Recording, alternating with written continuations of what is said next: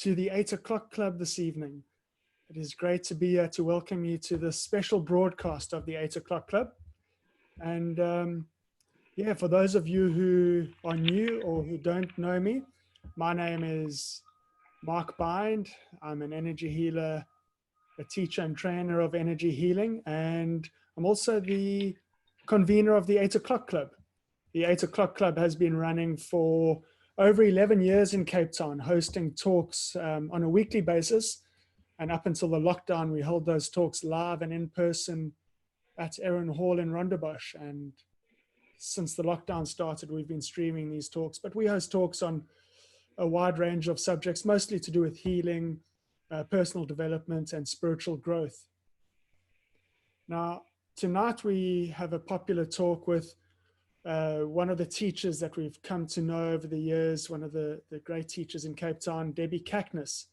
Debbie is a holistic healer, a teacher, an animal communicator, and a spiritual coach. She has a focus on a practice that activates the natural healing processes of the body. During her 27-year career as a nurse and midwife, Debbie became interested in alternative healing and how it may complement allopathic medicine. Today, Debbie is a Reiki master.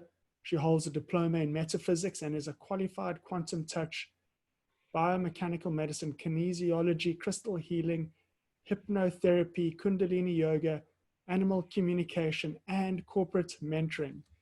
So you can see we are in good hands tonight. So let's welcome Debbie with this great talk, Am I Psychic? Over to you, Debbie. Thank you, Mark. Thanks for that introduction. It always makes me sound as if I'm something that I don't believe that I am when people speak like that, but so be it. Hi, guys. Lovely to be here, to be speaking to you on this platform. It certainly is not a platform that I am accustomed to speaking on, so I thank the people in the background for doing all this work to make this presentation possible. Thank you so much for joining us this evening. We're going to have a look at a slide, the next slide in the presentation. And what I would like you to notice when the slide comes on is that there will be a lady looking through, or a woman looking through a sliding door. Now, this was literally the way that psychic work happened for me, or intuitive work happened for me. I nursed for, as Mark said, for 27 years, but in my last few years of nursing, I was deciding on a change of career, and I became uncomfortable in the hospital with patients being a diagnosis, and I just needed to look at something more holistic. So I was trying to decide what I was going to do as my next step, and I didn't know whether I was going to study metaphysics, which was the thing that interested me, or if I was going to do hypnotherapy, which was the other thing that interested me. So sitting on my couch, looking through my sliding door, not at this beautiful view that we are seeing over here, but at the view of my front patio, I noticed, so my question was, what to do from here. I can't decide which course I want to do and what course do I need to do. And I said, please, guys, give me some indication. Just let me know if metaphysics is the thing that I need to do. So I'm looking out the glass door and the sliding door, and I see on the other side of the sliding door two men, and these two men are busy breaking into my house. Obviously, the men weren't there. I was seeing them in my mind's eye. And then behind me in this field of vision, I could see my wall clock, and the wall clock said 1 a.m. And somehow I had a feeling that 1 a.m. would be the time that this would happen, since the symbology was so very clear.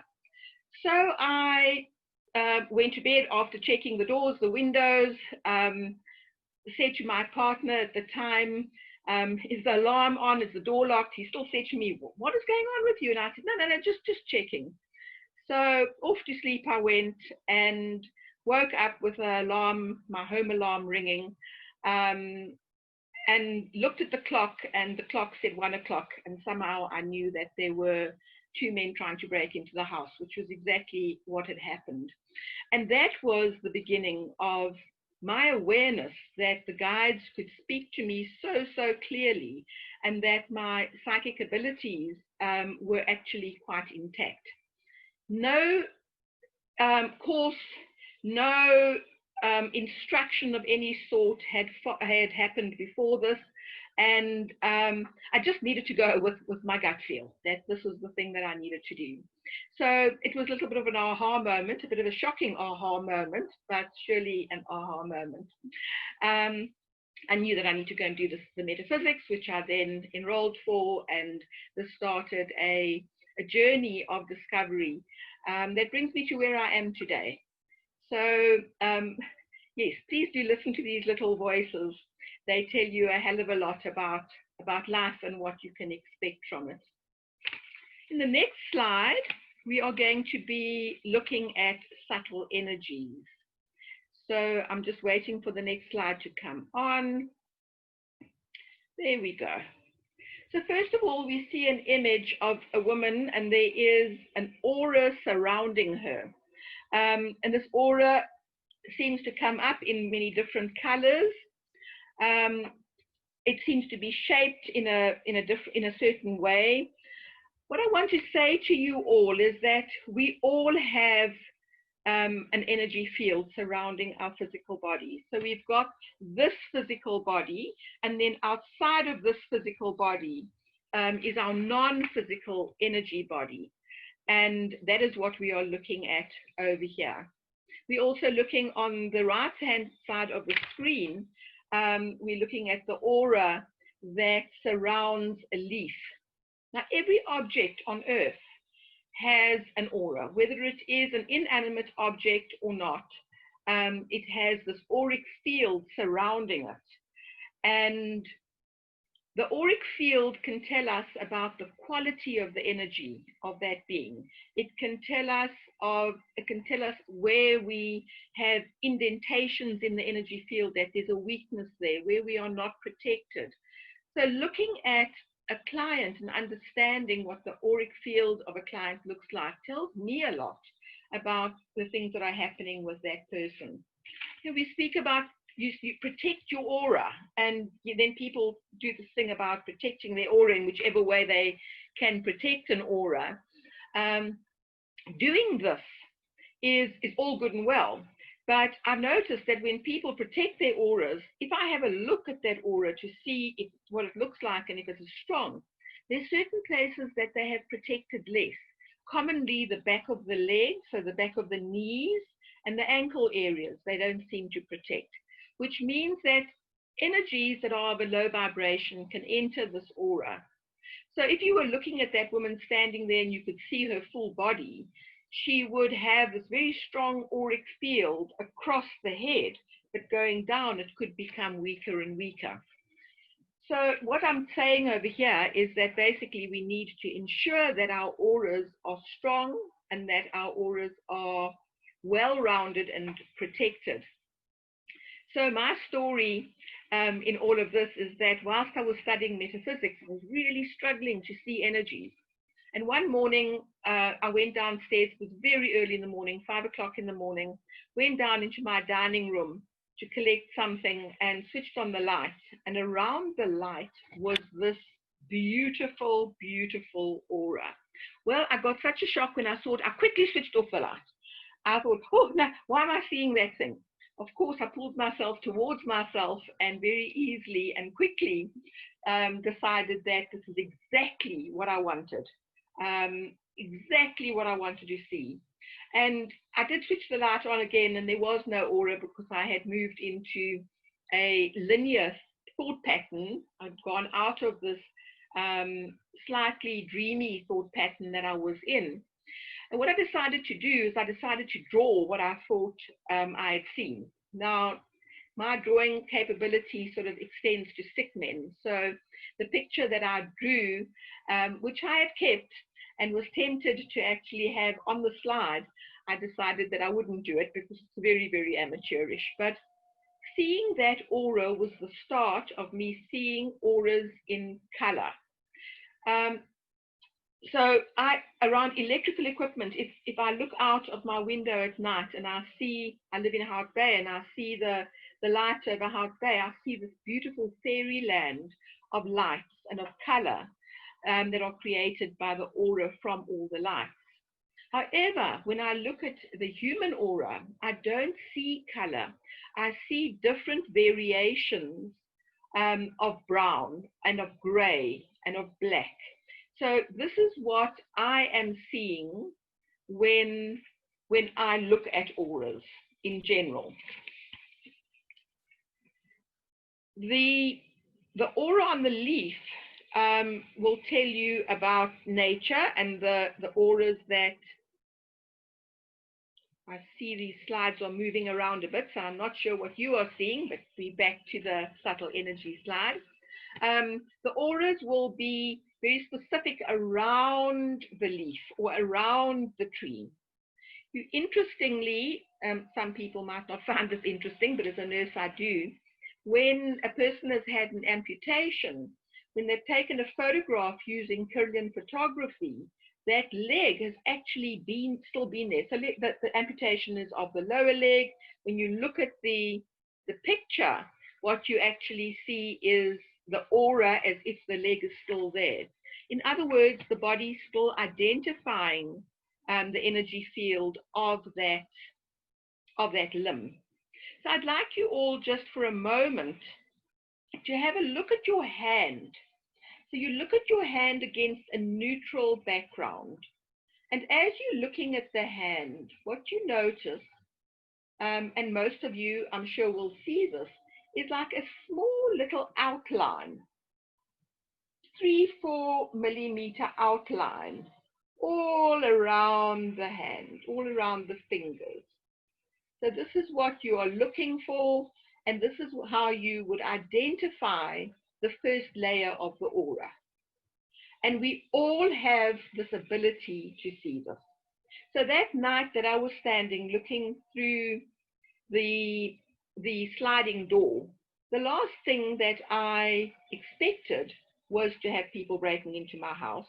But I stood in a space of expectation that I would be able to see the energy.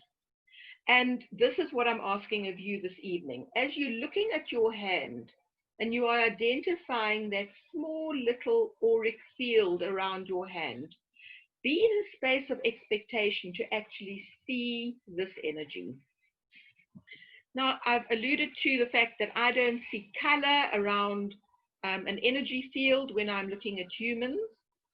Colors represent different things to different people. So to one therapist, seeing the color blue may mean, let's say, open-heartedness. To another person, the color blue could mean mental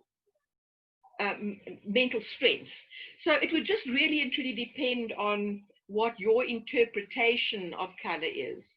You know, color is just purely a vibration. So when we're looking at the vibration of a color, I equate it to the density of a color that I see in a human aura. As far as animals are concerned, I see it very much the same. It is only around inanimate objects that I see the color. Maybe one day I will be blessed to be able to see colors around the human energy form also. Excuse me. Also I mentioned be in expectation to be able to see the colors or to see the energy around anything that you are looking at. But do this in 3 different ways. So when we are looking and identifying subtle energy, you do it with one's eyes wide open. So the eyes staring and looking. You do it with soft eyes. And then you can also do it with closed eyes. So some people, this sounds really odd, but some people see better with closed eyes, obviously with an open third eye, but with closed physical eyes, whereas other people are able to see with eyes wide open. I'm more inclined to be able to see with my eyes closed. I sense energy more effectively with my eyes closed versus having my eyes open. So you can ask yourself this: How do you, if you are one of those people that see energy, how do you see the energy? Do you see it in color? What do colors mean to you? Guys, we all have the ability to do this. I'm not blessed in any way. You know, again and again, people say to me, when did you realize you had this gift? It is a gift that we all have. Each and every one of us have this gift. The yogis say that if we are not working with 60% minimum of our capacity of intuition, that we may just as well not be alive. I mean, it's as serious as that. So please, can you all just try and be in an open space and a space of expectation in order to see the energy field around a specific object? The meditation we are now going to do is a meditation to find your spirit guide. This spirit guide can be used to help you to connect with your intuition in a more effective manner, or to help answer questions that you may have, questions that you are not getting the answers to as easily as you would like. There are two parts to this meditation, one part being breath work to allow you to go deep into the subconscious mind, and a second part, a guided visualization which would lead you to a space where you meet your spirit guide. So I invite you to go into a sacred space in nature, a place that you may already know, or one that you create in your mind's eye. As you stand in this space, you become aware of all of nature around you.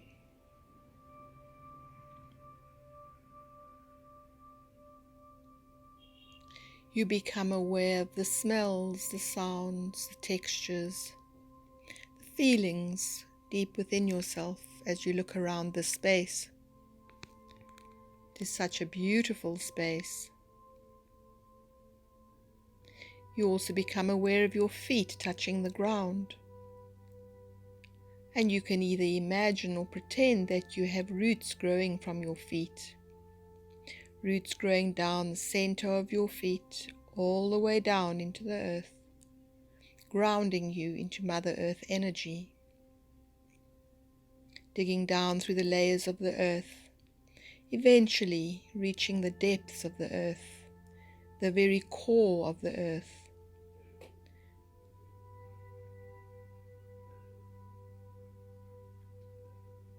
You now start drawing that energy back up those roots, up through your legs, into your torso, into your head, your body filled with earth energy, Mother Earth energy perfectly grounding you in the moment.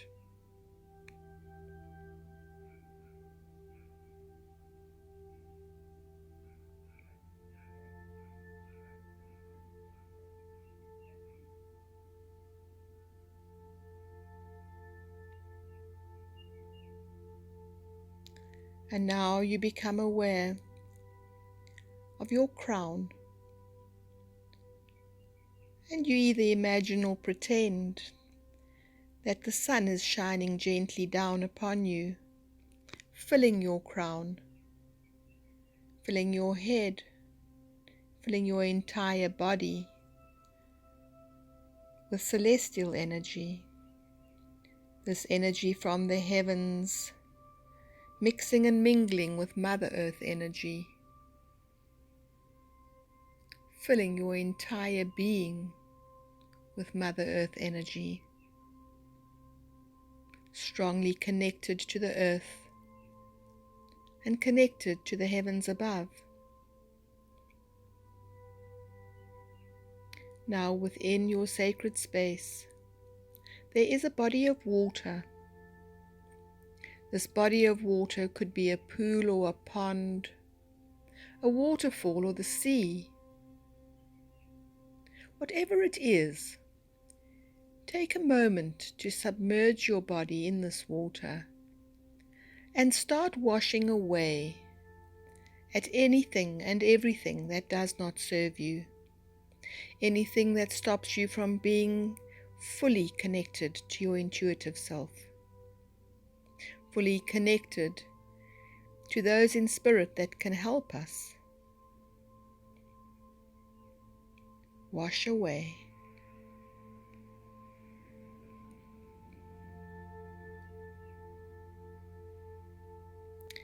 And as you do, you notice how the water changes as it gladly and gracefully accepts this negativity and changes it into something so life-giving and positive. As you start moving from your body of water, you notice this big silver bubble in front of you. You realize that this is your protective bubble. You climb inside it, perfectly protected above your head, under your feet, around all sides of your body. How wonderful to be protected in this way.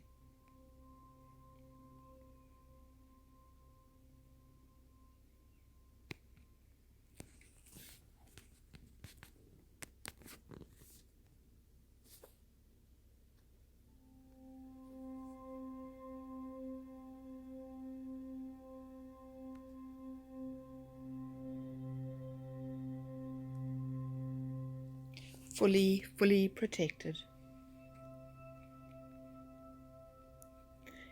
You now take yourself back into your sacred space,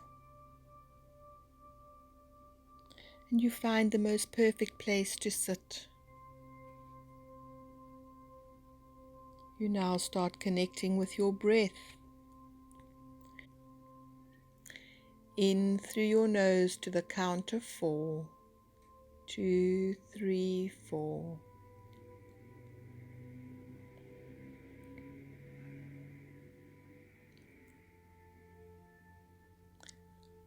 Holding to the count of 4. 2, 3, 4. Breathing out through the partially open mouth to the count of 6.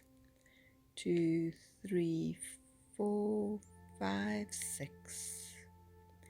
Keep on going with this breath. 4 in, hold for 4, out for 6 through the partially open mouth, letting go of any thoughts or feelings that do not serve you. You breathing in for 4,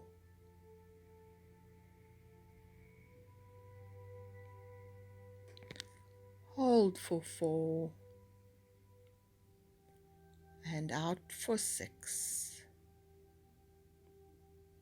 One more breath cycle. In for 4, hold for 4, and out for 6. In this quiet space in your mind, you notice a little pathway leading from your sacred space. You know that that little pathway will take you to your spirit guide. You walk along the path, knowing that with each step, you step closer to your spirit guide, closer and closer as you walk through this magical forest.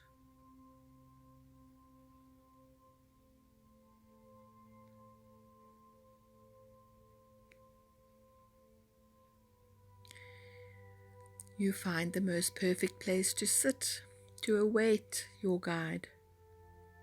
Your heart is open.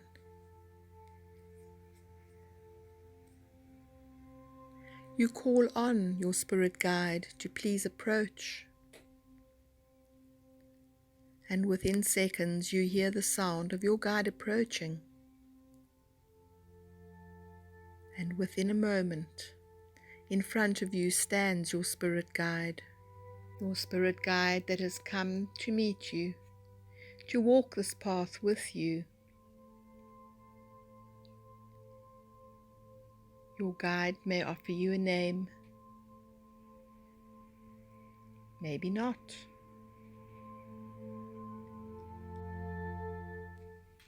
Take your time to introduce yourself.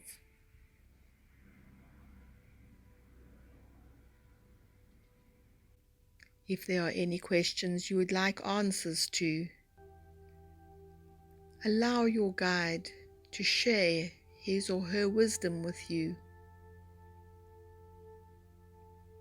If you have already met your spirit guide, take this time to get clarity on any subject in your life where you need clarity, any direction, any plan. Allow your spirit guide to share his or her wisdom with you. Listen closely.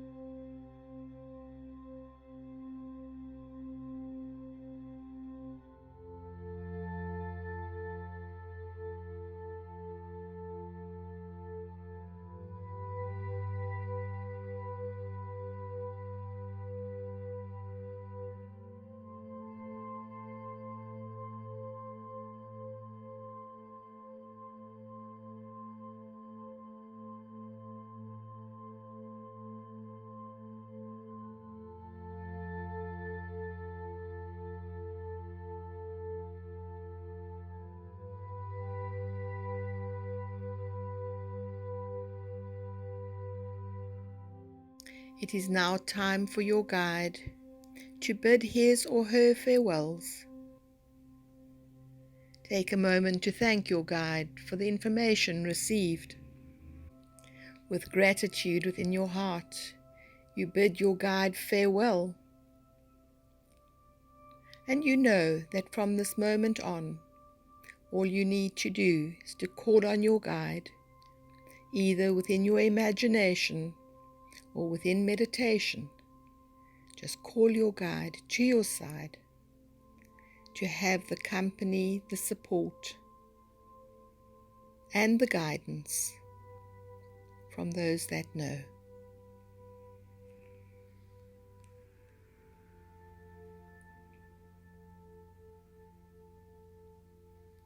You are back in your sacred space,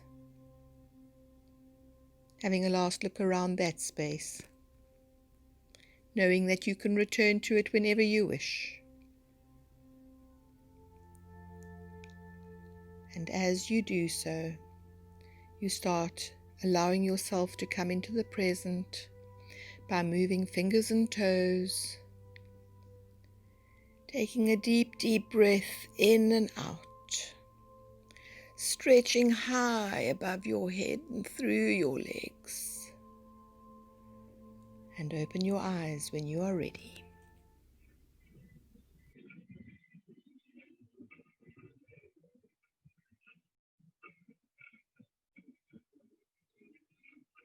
I do really hope that all of you received some insight in that meditation, and look forward to some feedback on the chat group regarding it. Who came to meet you?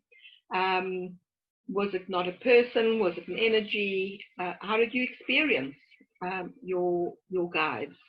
If there was a guide that you already were working with, were there any profound messages that you received in that meditation? So we're now going to go on to the next slide, which is an image of brain waves. As we wait for that slide to come onto the screen, I want to speak a bit about these brain waves and explain the relevance of our brain waves. Let's just wait for that slide to come on. And there we have it. Okay. So when you have a look at this very simple diagram of brain waves, we are looking at hertz or cycles per second. And we're looking at four different brainwave cycles. The first brainwave being the beta brainwave that we are looking at right over here, which happens between 15 and 30 hertz a second. And this is where we are awake. This is where we are in a space of linear thinking, where we are fully conscious. And I'm not speaking as in aware conscious, I'm speaking about knowing what's going on around us, that type of conscious. So that is for a beta brainwave. So we are probably sitting in beta at this moment.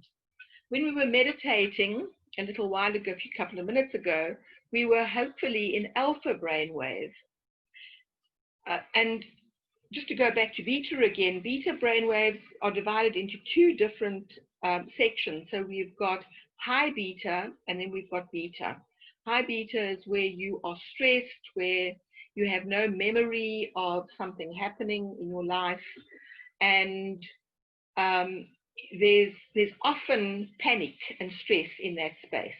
When we get to beta, we have, as I mentioned, normal linear thinking, and when we are learning, we should be in a beta brainwave.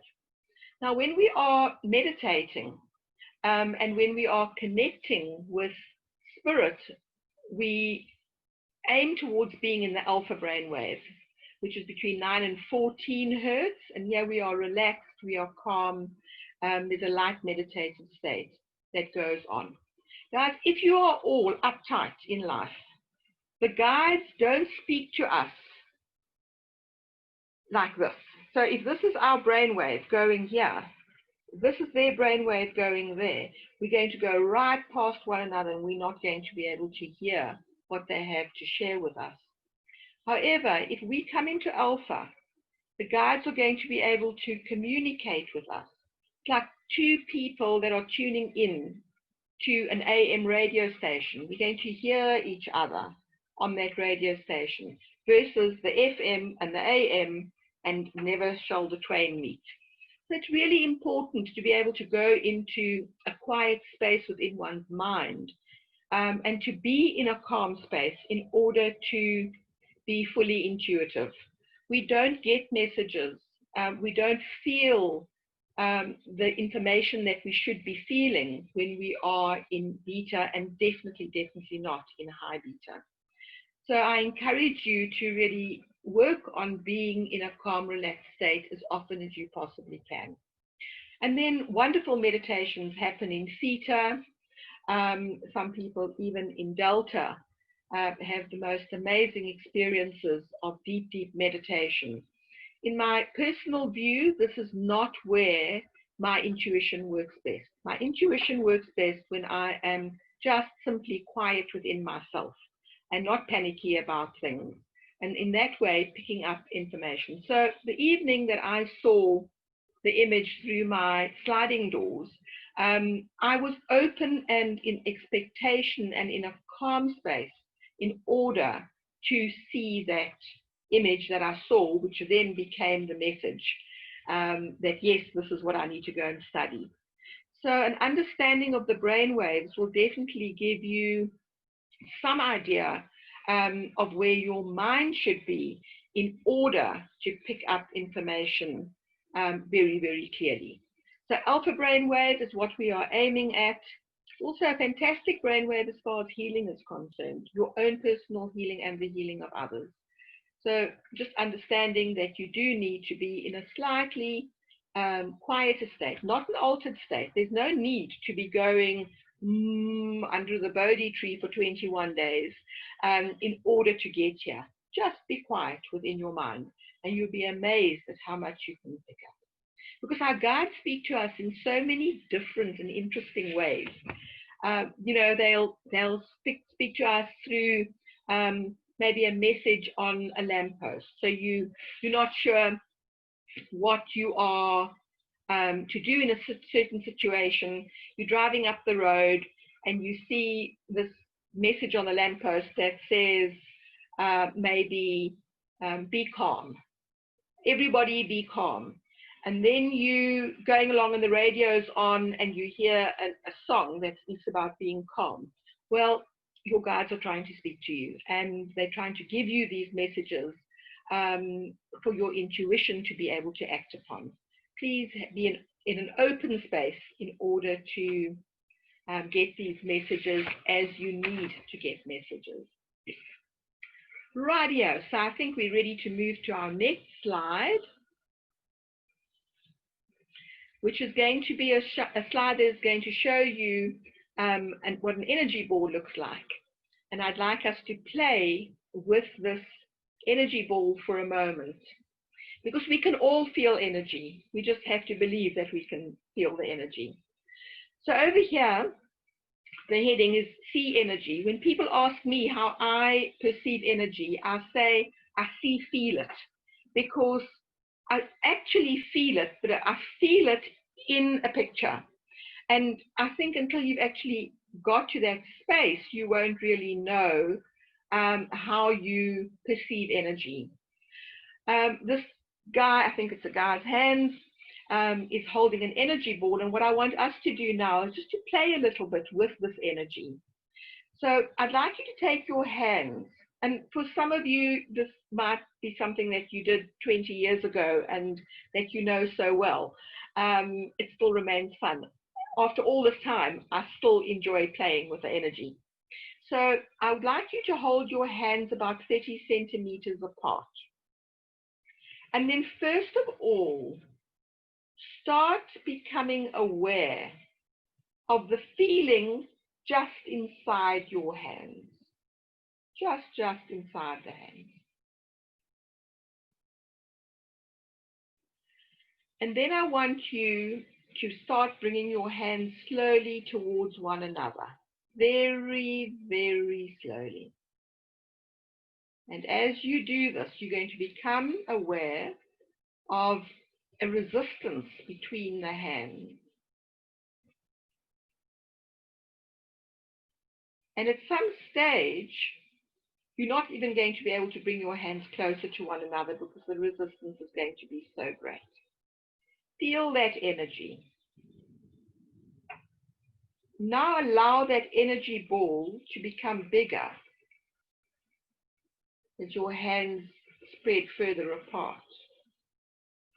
Feel it. Experience it. Your eyes might be able to see it, or your body might be able to feel it. For most people, the sensation is happening between your hands.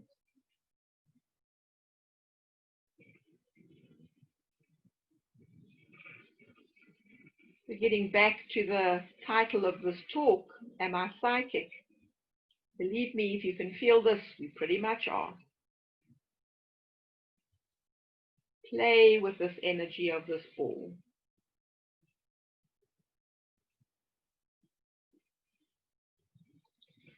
Now you're going to be holding this. And as you hold this energy ball, you're going to do some little crazy thing. I want you to throw it up in the air and catch it. And then you're going to feel the energy ball again. And when you've got this energy ball well formed between your hands, throw it up again and catch. And there it is. Now, I'm sure that there's some of you out there going, well, how will I know that this is not my imagination? How will I know that this is just not my ego wanting to experience this? Well, the line between the imagination, sorry, you can put your hands together, unless you're enjoying holding your energy ball. The line between the imagination and intuition is a hairbreadth thin. It is the thinnest little division.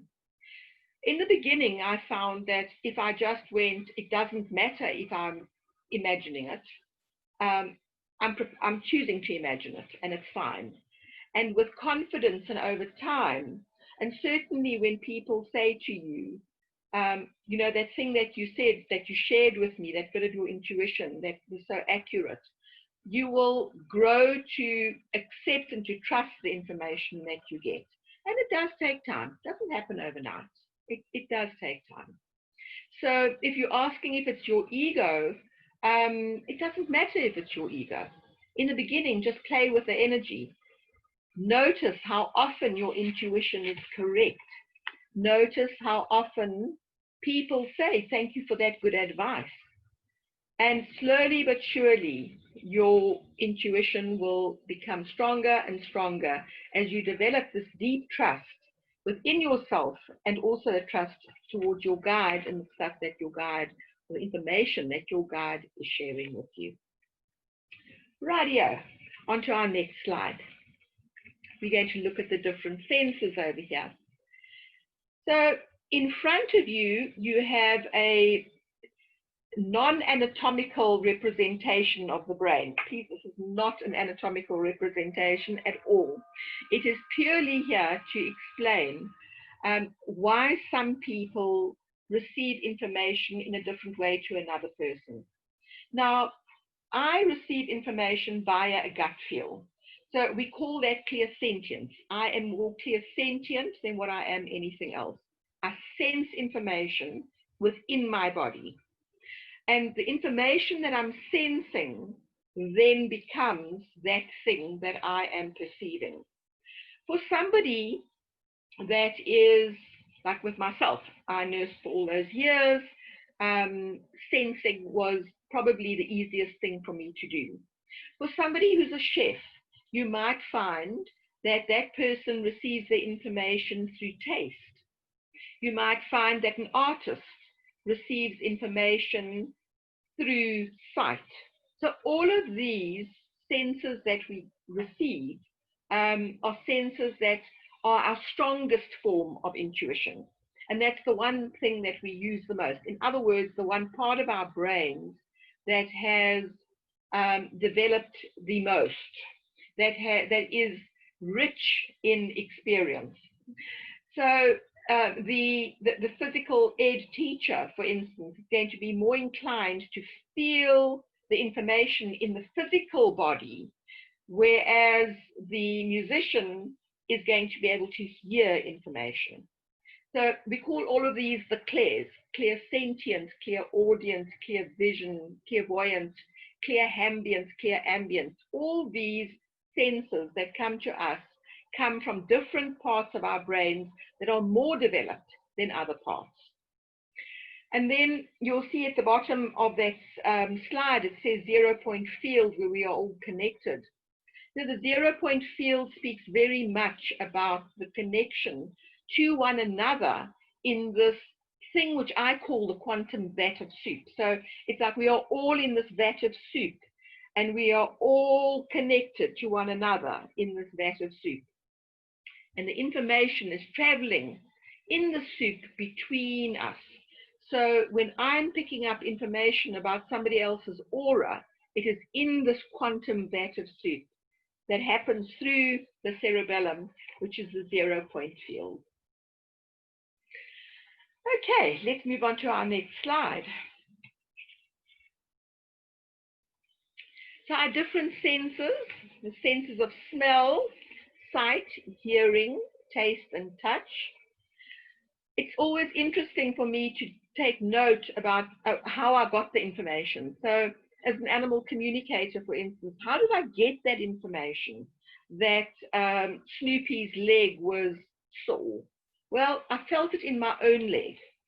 I felt it in my own body, and that is how I knew that Snoopy's leg was sore.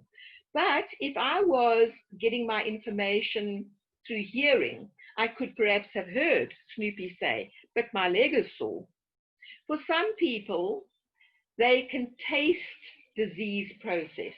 For some people, certain tastes will be symbolic of certain situations. So you may have somebody who says, I could smell roses. And whenever I smell roses, I think about my gran. Well, there's another form of intuition. Or I could smell apple tart or baking biscuits or something like that. And in that way, the intuition is working. One of the world's most renowned animal communicators, Amelia Kincaid, she actually tastes disease process. So the symbolism that we work with can come through any of these senses. So you may see a picture for what it actually is, but you may also see a picture which is symbolic. You may hear something or a message that's exactly as it is, but it may also be symbolic. So all of these senses have both the real and the symbolic meaning attached to both of them. And it's just to be to all of them. And it's just to be aware of how you get your information.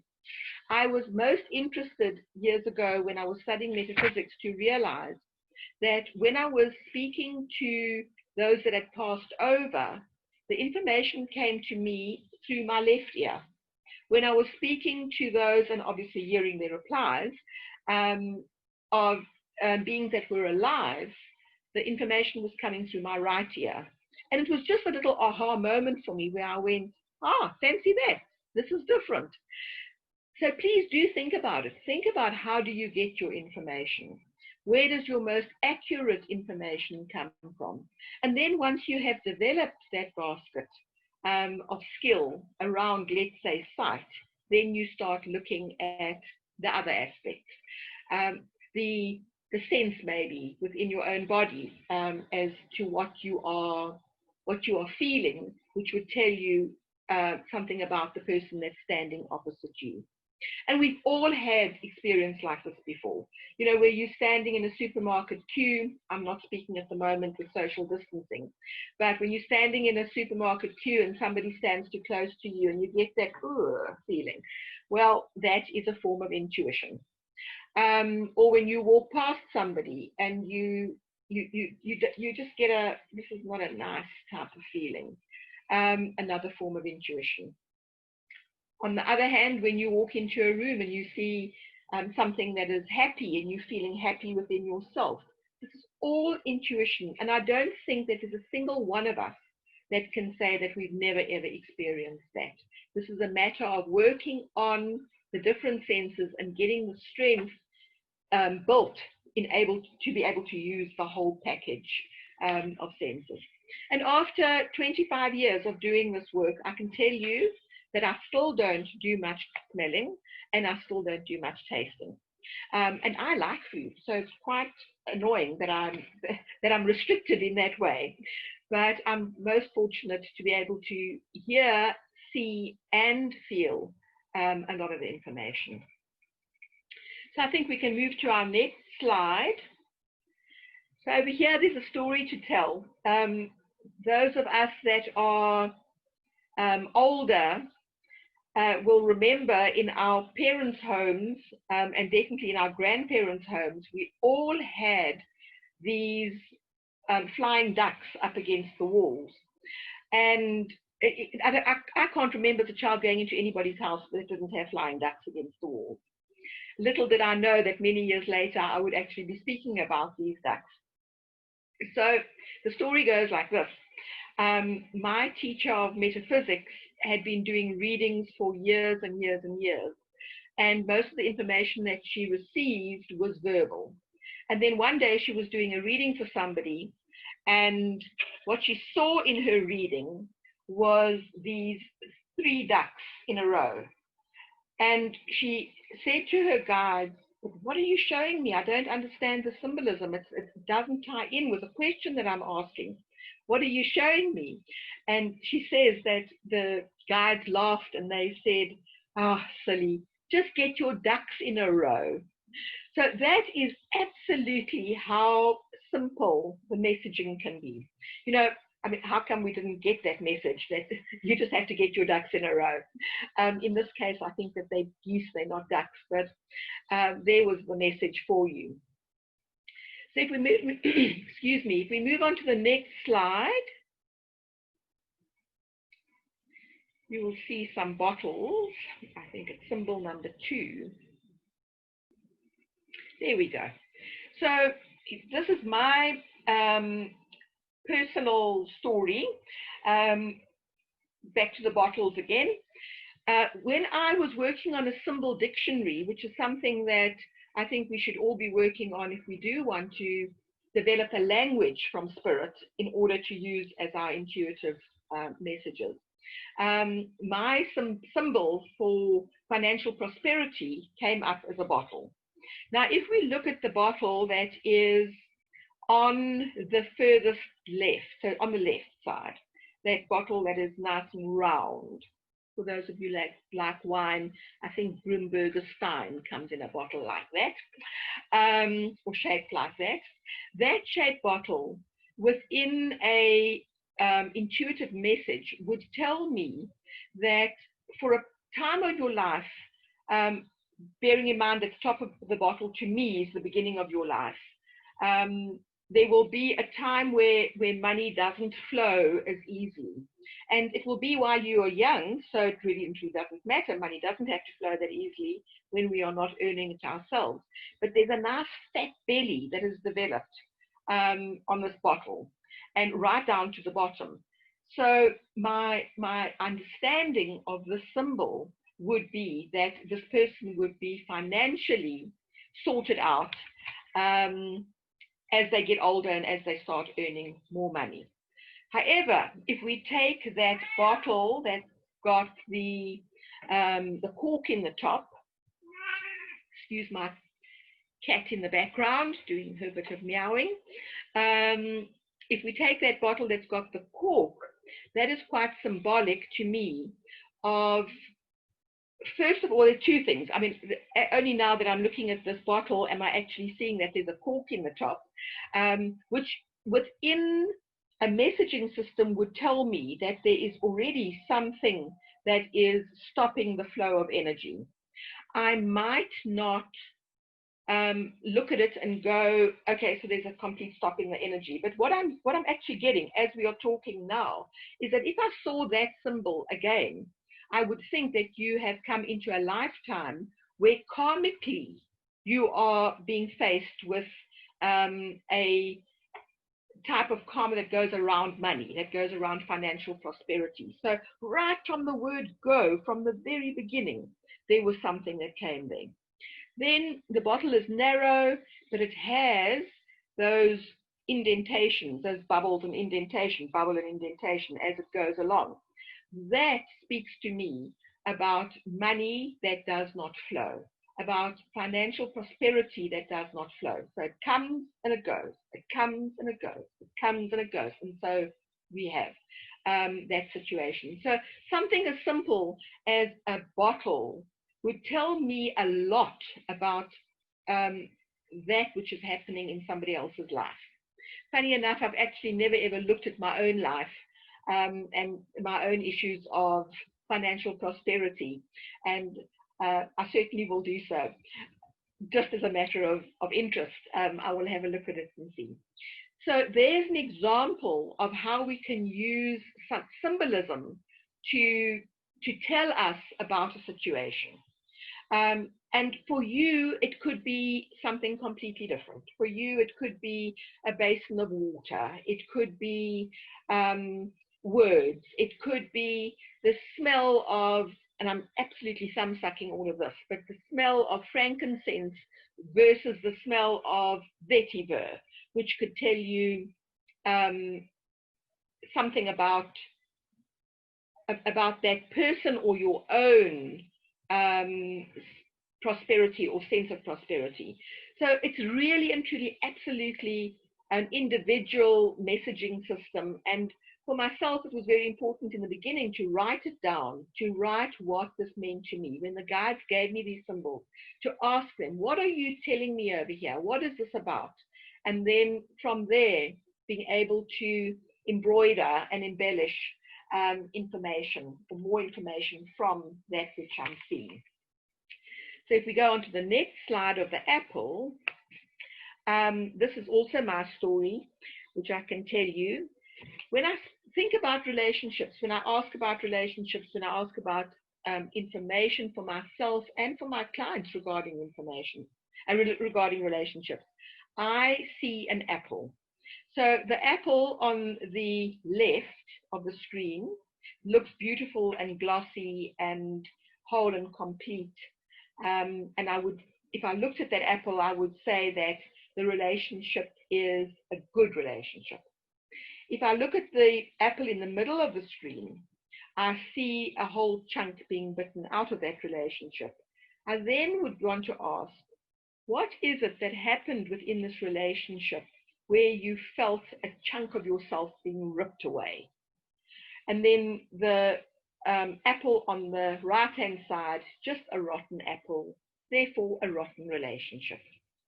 So there's my other example of how I would receive information as far as symbolism is concerned.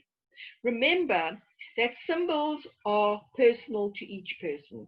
So I'm not that hot on using a symbol dictionary written by somebody else who says an apple always means relationship. A blue bottle always means financial prosperity. This is something that you need to work on yourself and something that you will use for the rest of your days. If you are a person who uses vision as a symbol. If you, as mentioned earlier on, are a person that uses sound, it might be the sound of a song. It might be the smell of something that would give you information about that being or yourself. And then lastly, I'd like to move to the last slide. So in conclusion, what is this and why are we bothering to look at the subject at all? First of all, to unlock our spiritual awareness. You know, in the Aquarian age, there is very little that is more important than opening our hearts towards ourselves and others. And in order to do this, we need to raise our personal vibration, we also need to unlock that spiritual awareness in order to raise the personal vibration. So plenty of work, well, plenty of people with lots of work to do, since many of us, in fact, most of us, apparently 80% of us, are spiritually unaware. So a lot of work to do, and I would say start today. Let meditation that we did earlier on be the foundation of a journey that you can take forward and use your intuition. It's been given to you. It's a God-given gift, and it would be such a pity if you didn't use it. Thank you so much for listening. And yeah, Mark's going to speak to you further about a special offer that is available, and he may want me just to speak a bit about the course that I teach for the School of Intuition and Healing, which is a 6-week course where we cover a lot of what I spoke about in absolute detail. So, Mark, over to you. Yeah, great. Thanks, Debbie. That was amazing. We've got quite a few questions that have come through here, and just some comments through the chat box. Quite a few people able to see auras. Jolene says she can see tree auras. Lovely. Sharon can see the energy, just the white light. Liesel says she can see more so around objects than on people. Henry says it's better when his eyes are closed, but he more feels it. He feels it more than he sees it. And then a lot of people enjoyed the meditation. Let's just see some of the comments on the meditation. Alexandra saw a past friend and yoga teacher and also saw a wolf. Defawny saw an African lion. Henry saw lots of animals: tiger, wolf, eagle, frog, deer, bees, and butterflies. Oh, lucky people. Sure. Yeah. Geraldine met her guide, got a name and a message. She said it was incredible. Kim said, lovely meditation, a different guide appeared. So lots of positive feedback there on the exercises and the meditation and the ball as well. Before we go to the Q&A, Debbie, can I just share the poll results just so you can comment on people's results on the poll? Can you see that? I can see. And you can scroll down, just perhaps share your comments on that. Okay.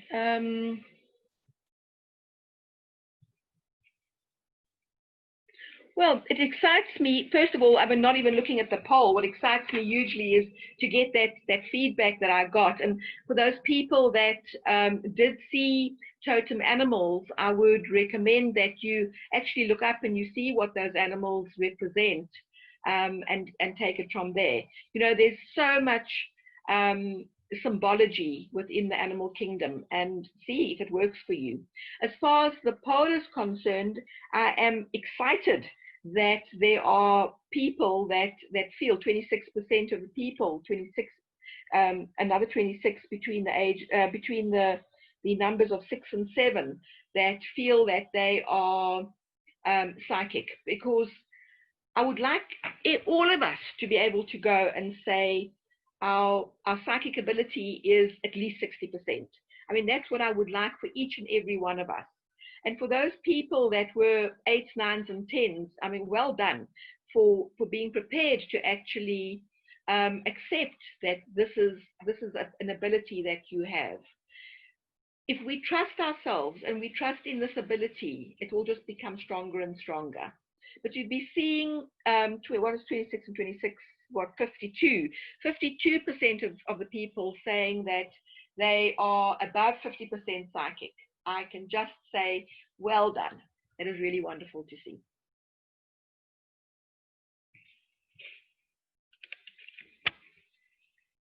Mark, over to you.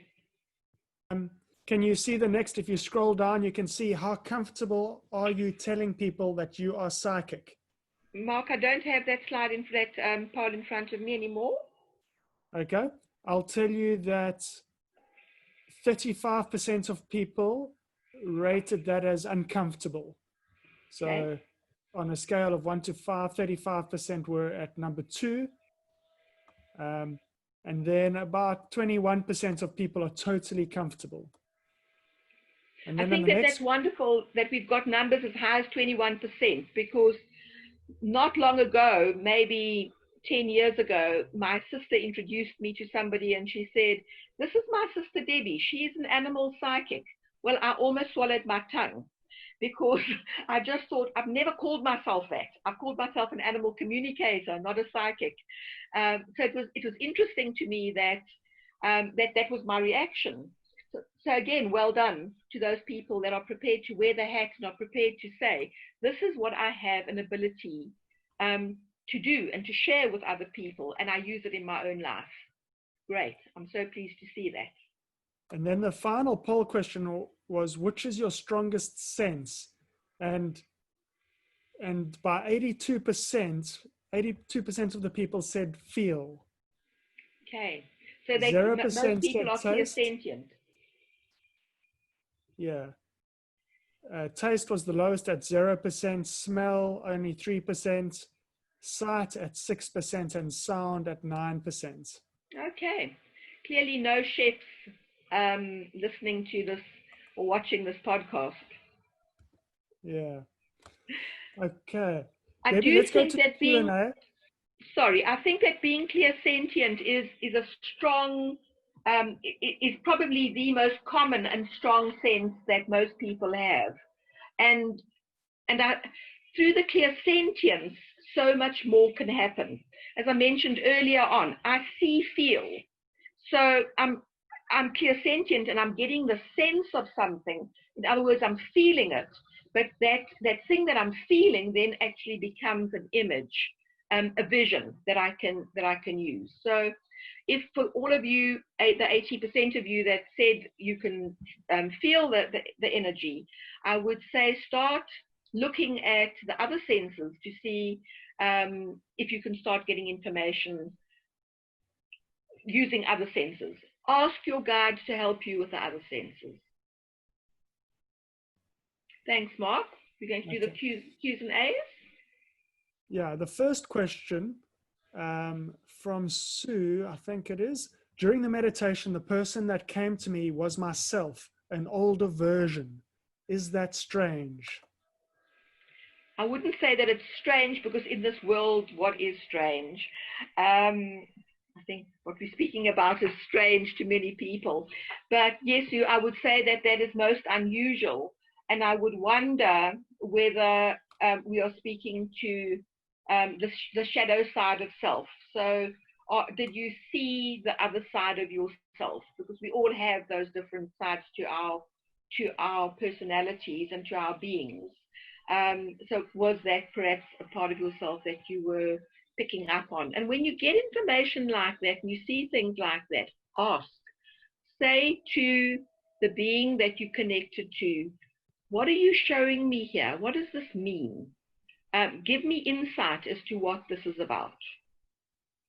So that is how I would approach it. So yes, it is unusual, but hell, it could mean anything. So investigate that a bit further. Okay, the Thanks, next Mark. question. In the frantic world we live in, I find it difficult to quiet my mind. Any tips to get one into an alpha brainwave state in a normal day-to-day life? Lovely question that. I find that breath work is the thing that actually helps me get into the moment. It is something, and it doesn't have to be that 4-4-6 breath. It can be just long, deep, slow breathing. That counting does the same thing. So when I'm feeling stressed or anxious about something, and I'm leaving that quiet space or a normal healthy beta range, I find that breath work is definitely the thing that I would go to first.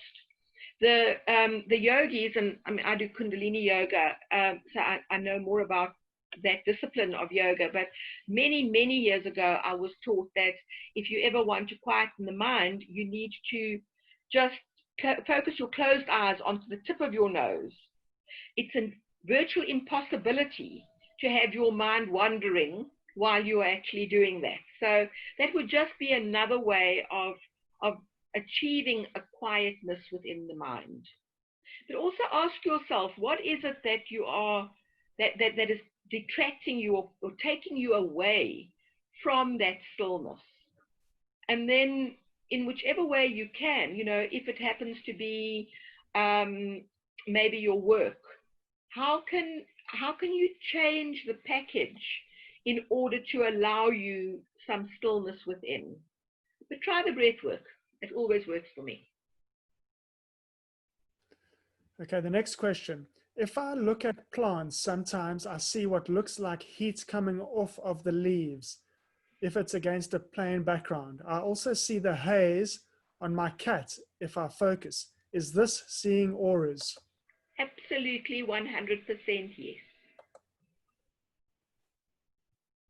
The next person, Lizelle, says, I can see auras, more so objects than people though. Is there maybe a reason for that, or is that just how it starts? For me, it was the way that it started, as I mentioned. I also have a little bit of a thing about it being quite impolite to walk around looking at people's auras. It would be like scratching in somebody's handbag. So I don't walk around looking at people's auras. When I'm treating a patient or client, I'm going to look and see because they're giving me permission to do so. So maybe you just don't have permission from the people. But also look at it from a different angle. So if you are seeing the auras on objects and you're not seeing them on humans, look at them differently. Look at them from an energetic perspective rather than just the aura. Because what I'm trying to say over here, and I'm not describing this very well, for me, the objects have got a very clear cut, different colors. The human aura and the animal aura comes in a different form. So I see it as a density of energy. I don't see it as a typical aura that I see around objects. So just be open to seeing it differently. It would be very interesting to see what you experience if you try that. Okay, the next question. Kim says that she receives her intuition through all the main clairs depending on the situation or the person. I think maybe I'm automatically tuning into what feels the best method at the time. Or is this because the person or situation is emitting that way?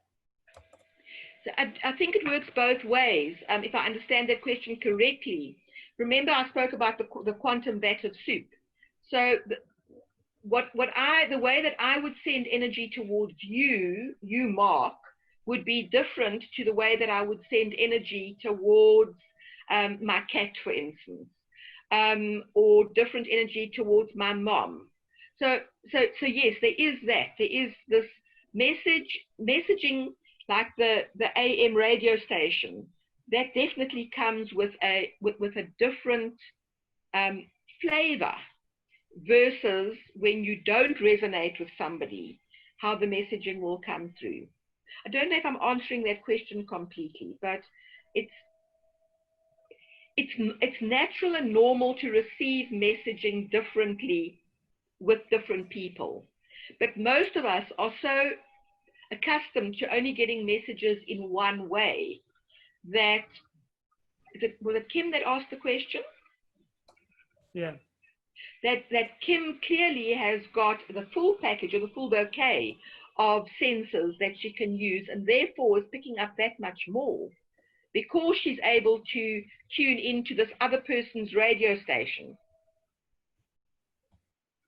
We call that radio station, in psychic terms, we speak about it being the telepathic consult. So it's like you've got the radio and the radio station is moving like this. And that is what we are wanting. That's what we're trying to achieve. A console that speaks the same language. Okay. Let's move on to Jean-Paul's question. If I can rephrase this a bit, it says the symbols can come through meditation and dreams. Can these symbols come in any other way? They can come in numerous ways as long as our eyes are open to actually seeing them. I mentioned earlier on, you've asked a question or you're needing some clarity in your life and you're riding up the road and you hear a song on the radio, and then you see a billboard, and then after you've seen the billboard, you might see a road sign, and all of them could be telling you the same thing. Like the guides are trying so hard to get this message through to you that they are showing you in different ways. So yes, it is possible. Okay. The next question could be asked by many people, but in this situation, it's coming from Chris. I'm going through a pretty bad time in my life right now. I get the feeling that everything is going to be all right. Is there a way for me to get a glimpse of the positive side of what is in store for me? And can one get a time period? So generally, I find with myself, time periods are not, in spirit, time is not what time is on this earth. So for me, when a guide speaks about, oh, my senses tell me a long time, well, what is a long time? To an animal, 4 hours is a long time. To a human, 12 hours is a long time. To somebody with a dying family relative, this minute is a long time. So time really and truly doesn't mean much. But I can see that when I work and I'm needing a timeline, I ask for moon cycles. So I say, how many moon cycles will I experience? Will I need to experience before I have an outcome to the situation?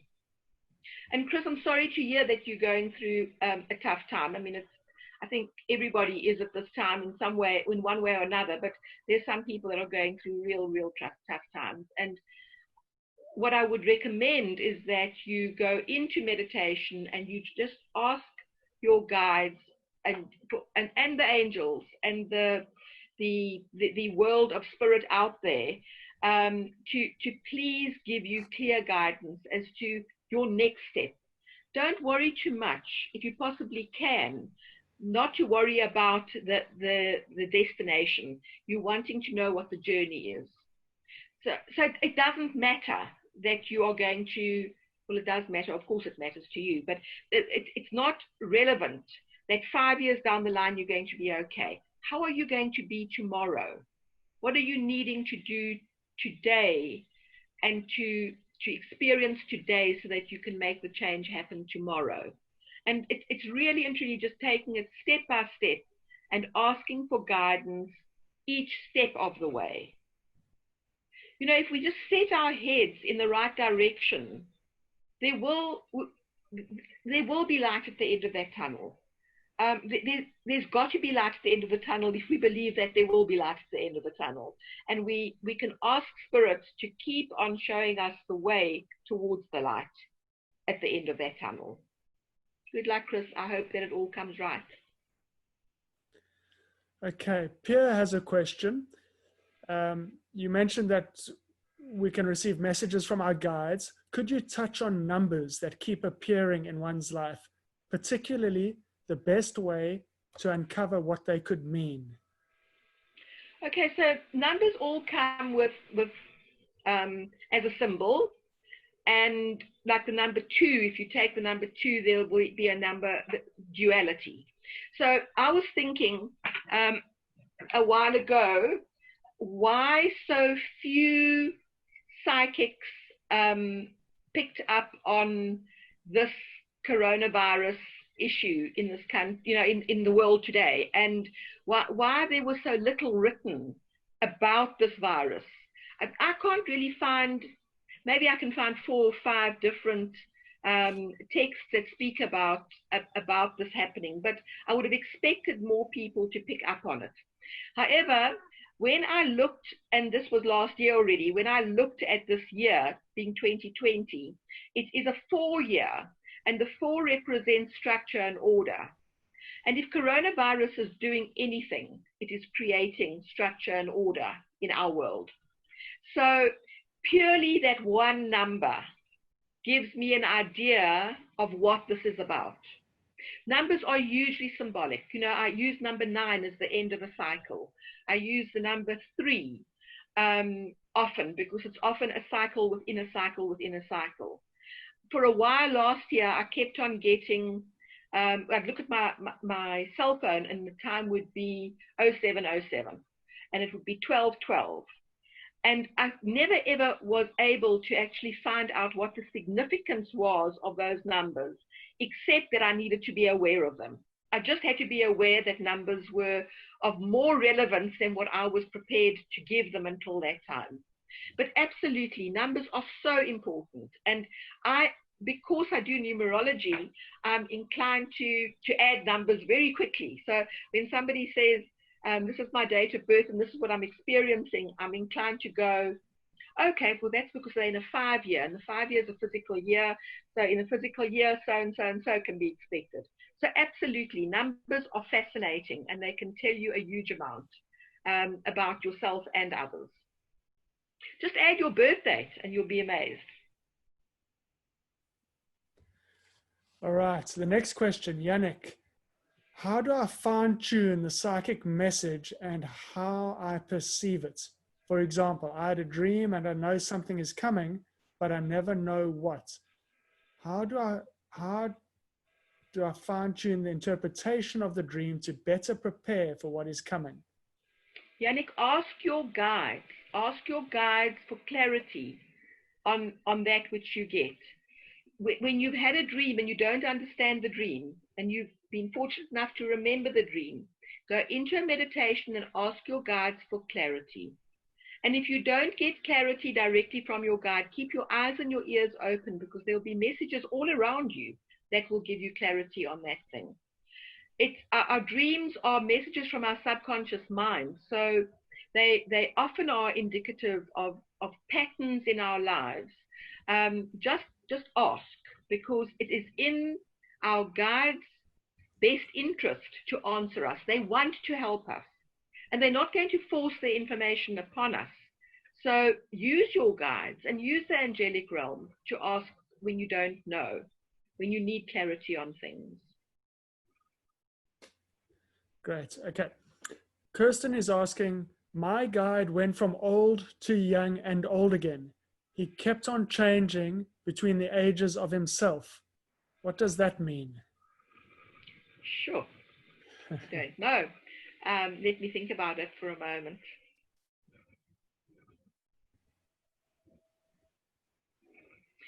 So what I'm getting over here is that your guide is not a static being. Your guide is, what I'm seeing is, I'm seeing an umbrella that's being opened. So there's something that your guide's trying to tell you over there about an all-encompassing message. That maybe this is not a guide that you're only going to use for your intuitive messaging. Maybe it's a guide that you're going to be using in another way. It feels that the umbrella that I'm seeing is telling me that there's an umbrella over that being, over that guide that is telling you about numerous situations. For now, that's what I'm getting. Okay. Then Yannick has another question. What is the name of the sense when your psychic ability is through dreams? I don't know. Mark, do you know perhaps, or Cindy? I've never considered that before. No. I would think it depends on how you're dreaming. Dreams are often visual and auditory. So then I would work with visual or auditory. But sometimes you could have a dream with a feeling or a very strong emotion. Yeah, I've never ever thought of that before. I'm one of those people that sadly very seldom remembers my dreams. So I've never actually looked at it. Very interesting question.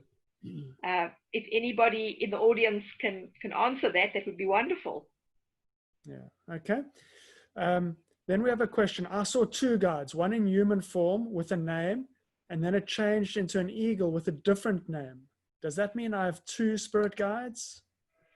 If that was my meditation, I would take it as two spirit guides. And I work very comfortably with animal and human guides. I'll give you an example. My guides that I use for teaching, for my own psychic messaging, and for my shamanic work all look exactly the same. They've just got, so the teaching guide and my personal spirit guide look the same. They've got different names. And then my shamanic guide looks the same, except he's got a face in the front and a face at the back, and he hasn't got a name. So yeah, you just got to allow, what comes to you to come to you, and you work with what you understand about that.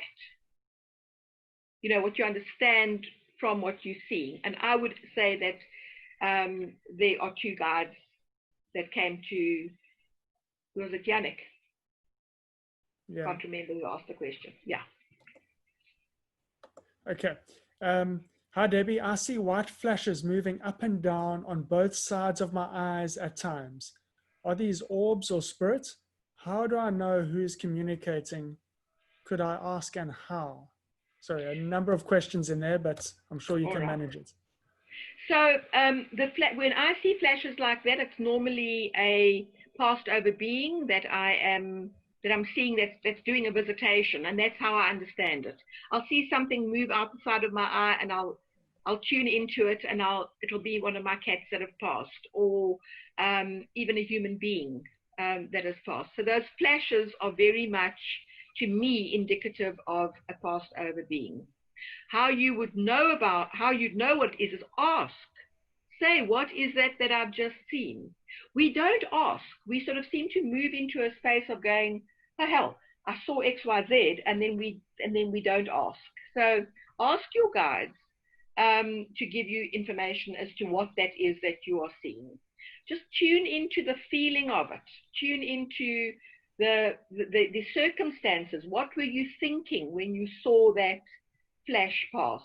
I wouldn't say that they were orbs, and only because I don't see orbs like that. And of course, it could be an orb as far as you're concerned, but I see orbs very differently.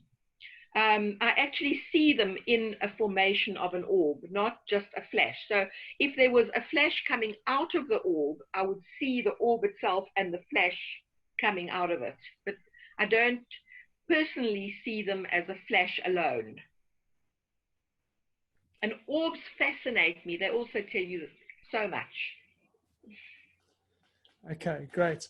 So our second last question is a very good one. Hello, Debbie. I feel that when I asked a personal question, I don't really get the true answer. It feels that my subconscious is biased with my dream outcome. How can I make sure to receive an accurate answer and not one based on fear or hopes? Thank you. So what my guide is telling me to tell you over here is that you need to do some free writing. I have no idea I know what free writing is, but I don't know how this applies to you in any way, but I'm hearing loud and clear. Do some free writing and allow the ego to detach in the free writing. In other words, just write what's in your heart. So often our egos do not want us to receive this information. Our egos would like us to be little. They'd always like us to be little so that they can be big. And when you become intuitive and when you accept that you have the ability to work on this level and on this vibration, the ego doesn't like it. So often it is the ego that is preventing us from getting the information and the clarity that we wish to get. So how would you overcome that? The way that I would overcome it is to do, in this person's case, is to do free writing. If it was myself, I would meditate on it. I would write a question down. I've done this frequently. I write down a question and I put the question down somewhere and I don't think about it again. So that I can separate my need for wanting the answer. As soon as we go into a space of, I want an answer to this. I expect an answer to this. We moved out of alpha brainwave and we're in beta. And when we're desperate to get an answer, we're often in high beta. You're never going to get your answer there. So if you sit down and you do some journal, some free writing, I feel strongly that for the person that asked this question, that free writing is the thing that they need to do. Okay, great. And the second part was actually a late question that came in from Candice. And I think you answered that. Just quickly, there's a question by Natalie that is quite a good way to sort of wrap up the Q&A, is how do we protect our energy? How do we protect our aura? Okay, so there are numerous ways that we can do this. I personally like to use mantra to protect my aura, but I also use a silver bubble. It's one of my favorite things to do. So most of you will know those silver bases that you get for a cake. When you buy a cake from or you go to a shop that sells cake tins and bases and things like that, you find those silver bases. I kept a silver base like that on the floor next to my bed for way over a year, so that I could remember every day that I got out of my bed to step into this huge silver bubble of protection. And I love silver because it's deflective. So it deflects that which does not serve us, that deflects that which has a low vibration. And then there's a beautiful yogic mantra called Atgure Name that anybody can download off of YouTube. And that's a protective mantra, and just singing that protective mantra. But there are so many different ways of doing protection. You could use Archangel Michael, the color blue. Another color that I like to use as a protective shield is mother of pearl. So you could also be using crystals. The silver crystals also deflect negative energy, but you've got the black crystals that will absorb the negative energy, and therefore you won't be affected by it. So the sky's the limit as far as protection is concerned. I mean, I could speak one evening just on protection. You need to use that which works for you, and the silver bubble works for me. So in the morning, I get out of my bed, I climb into my silver bubble, surround my whole body with a silver bubble, under my feet, behind my legs. And then at night, when I get back into my bed again, I get back into my silver bubble for the night. And we mustn't think that we don't need to protect ourselves in the night. We need to protect ourselves at night as much as we need to during the day. When we astral travel, and we've got no control over astral traveling when we're fast asleep, that you do need to be protected. So please do use some form of protection. But those are the ones that I would recommend, that I use myself.